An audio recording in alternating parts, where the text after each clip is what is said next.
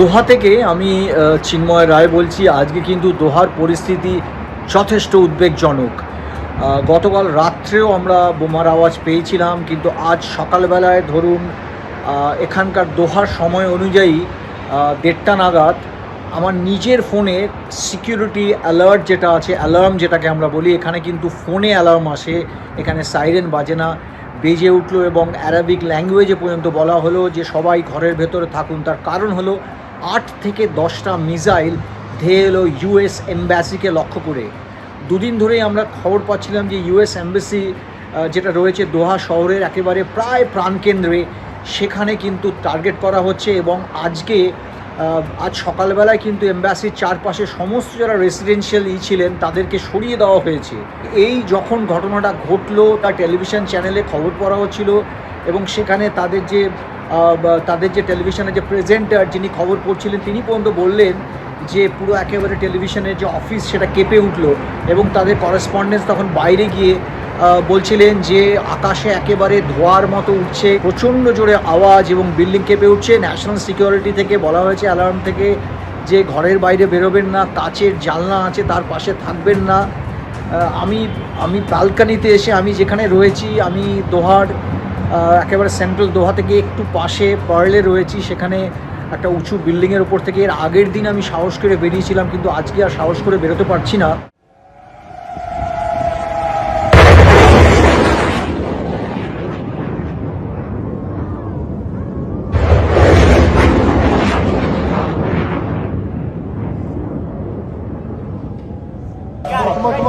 Come on.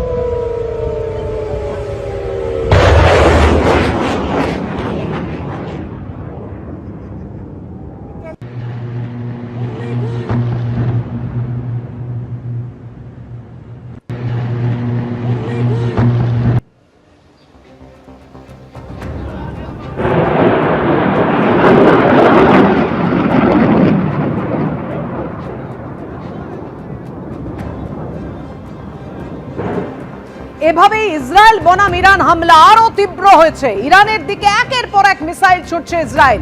ইরানের Shiraz শহরে পরপর মিসাইল হানা, মিসাইলের আঘাতে অন্তত 20 জনের মৃত্যুর খবর পাওয়া যাচ্ছে আর জখমের সংখ্যা 30।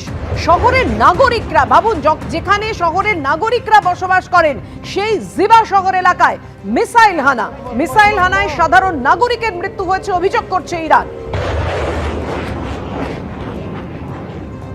রাতভর যৌথ বাহিনী হামলা চালায়, তেহরানের আকাশে একেবারে ধোঁয়ার কুণ্ডলী। যুদ্ধের আঁচে ধ্বংস হয়ে গেছে ইরানের ইনডোর স্পোর্টস স্টেডিয়াম। 12,000 দর্শক আসন বিশিষ্ট তেহরানের আজাদি ইনডোর স্টেডিয়াম ভেঙে একেবারে টুকরো হয়ে গেছে। হামলার আগের ছবি যেমন আপনাদের সামনে রেখেছি, হামলার পরে কি অবস্থা হয়েছে স্টেডিয়ামের দেখুন। যৌথ বাহিনীর মিসাইল হানায় এভাবেই গুড়িয়ে গেছে খেলাধুলোর জন্য নির্দিষ্ট এলাকাও।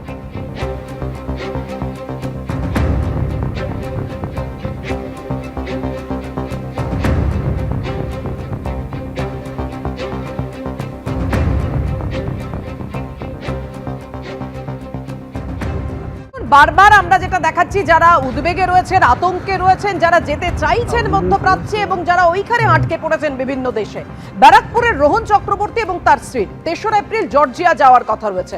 সমস্ত বুকিং হয়ে গেছে, কিন্তু সাম্প্রতিক যুদ্ধের আবহে তাদের জর্জিয়া যাওয়া অনিশ্চিত। তার সঙ্গে কথা বলেছেন আমাদের প্রতিনিধি ময়ূর ঠাকুর চক্রবর্তী। আমার সঙ্গে এই মুহূর্তে রয়েছেন সস্ত্রীক রোহন চক্রবর্তী, পেশায় সফটওয়্যার ইঞ্জিনিয়ার। 3 এপ্রিল তাদের জর্জিয়া যাওয়ার কথা। এপ্রিল নেক্সট মান্থে 2026-এ আমাদের জর্জিয়া যাওয়ার প্ল্যান ছিল। তো সেই হিসাবে সব কিছু টিকিট বুকিং করা ছিল। গত বছরের নভেম্বর মাস থেকে আমাদের টিকিট সব বুকিং অলরেডি। আমরা যে এজেন্সি ওয়ান্ডাভিশনের থ্রু থেকে যাওয়ার কথা আছে তাদের থ্রুতে সব কিছু, হোটেল থেকে শুরু করে ভিসা থেকে শুরু করে সব কিছু বুকিং করা, ট্রাভেল ইন্স্যুরেন্স সব কিছু বুকিং ছিল। তা এখন এই অবস্থায় এখন জানি না কী হবে সেইগুলোই। হ্যাঁ, যুদ্ধটা তো একদমই হঠাৎ করে শুরু হয়ে গেছে। আগে থেকে সেরকম কোনো প্ল্যানিং সেরকম তো ছিল না, মানে হট করে কোনো কিছুই ছিল না। সেরকম হলে আগে থেকে সেরকম হিসাবে প্রিপারেশান নেওয়া যেত, কিন্তু সব কিছু এরকম হট করে হয়ে যাওয়ার পর আর্থিক পরিস্থিতিতে একটা ঘাটতি দেখা দিয়েছেই। কারণ টিকিট যতই হোক বুকিং যেগুলো ছিল সেগুলো ক্যান্সেলেশন ফি কেটে একটা পাঠানো হচ্ছে। ভিসা প্রসেস চলছে অলরেডি, ট্রাভেল ইন্স্যুরেন্সের সব কিছু বুকিং হয়ে গেছে, সেক্ষেত্রে আমাদের পেমেন্ট হয়ে গেছে পুরো আমাদের ওয়ান্ডার ভিশনকে। তো তারা অলরেডি যাওয়ার একটা প্রস্তুতি আমাদের করছে। তো সেখানে হোটেল বুকিংয়ে হোটেলের সাথে তারা তাদের যে ভেন্ডার আছে তাদের সাথে কথা বলছে। তো এইগুলো অলরেডি পুরো সেট আপই ছিল, আমরা জাস্ট যাওয়ার প্রিপারেশন করছিলাম আর কি। ইরানের আর্ম ফোর্সের ওপরও লাগাতার হামলা ইসরায়েল আমেরিকার, লক্ষ্য ইরানের মিসাইল ধ্বংস। তেল আভিভ থেকে জানিয়েছেন আমাদের প্রতিনিধি বিশাল পান্ডে। IRGC के बहुत से ठिकानों पर अमेरिका और इजराइल लगातार हमला बोल रहे हैं, क्योंकि अमेरिका और इजराइल को यह पता है कि अगर ईरान की मिसाइल शक्ति को, उनकी ड्रोन शक्ति को अमेरिका और इजराइल खत्म करने में कामयाब होते हैं तो वो ईरान में सत्ता परिवर्तन करने की दिशा में आगे बढ़ जाएंगे।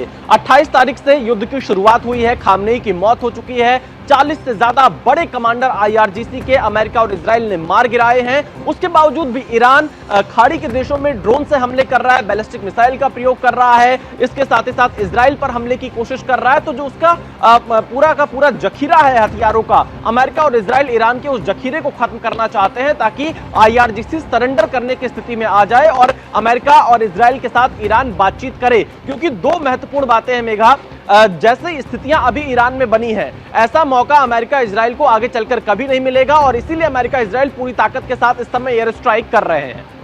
एबीपी आनंद एगिए थाके एगिए राखे।